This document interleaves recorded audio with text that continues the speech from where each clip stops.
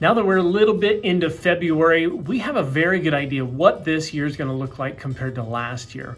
My name's Doug Cary, real estate agent with Century 21, and it looks like this year is going to be a lot like last year. Inventory is down a little bit compared to last year along the Wasatch Front, but overall inventory levels, sales, and everything are very, very similar to last year. So what did we see last year this time? We saw the beginning of a crazy market with multiple offers just about everything.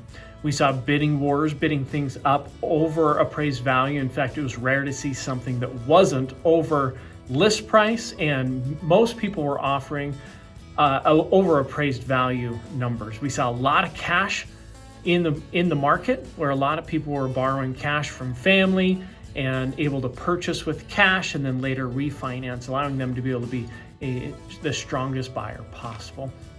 So what does this mean for you? It means that if you're looking to sell, you're obviously going to be in a seller's market.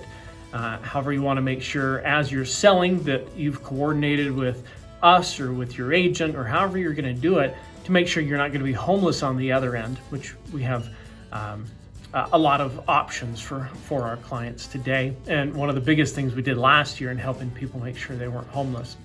The next biggest thing that's going on right now is the interest rate increase.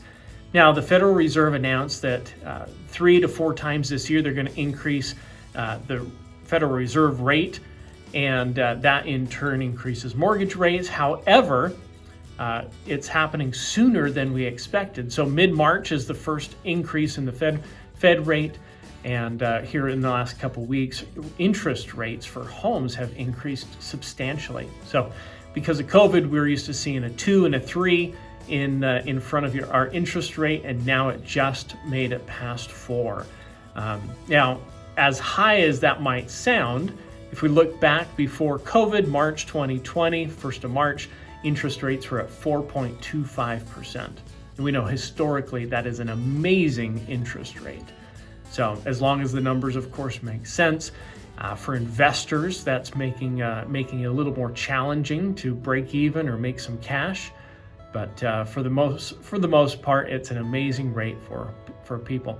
Now, if you know of anybody thinking of investing, thinking about buying a home this year, especially the first-time home buyers, sooner is going to be a lot cheaper than later, because as these Fed rates increase multiple times throughout the year, we expect to see that rate go up even more, correlating with that. So that's a very broad view on our market here along the Wasatch Front. If you would like a little more detailed analysis of your city, of your neighborhood, reach out to me here anytime. Thanks for watching. Look forward to talking to you soon.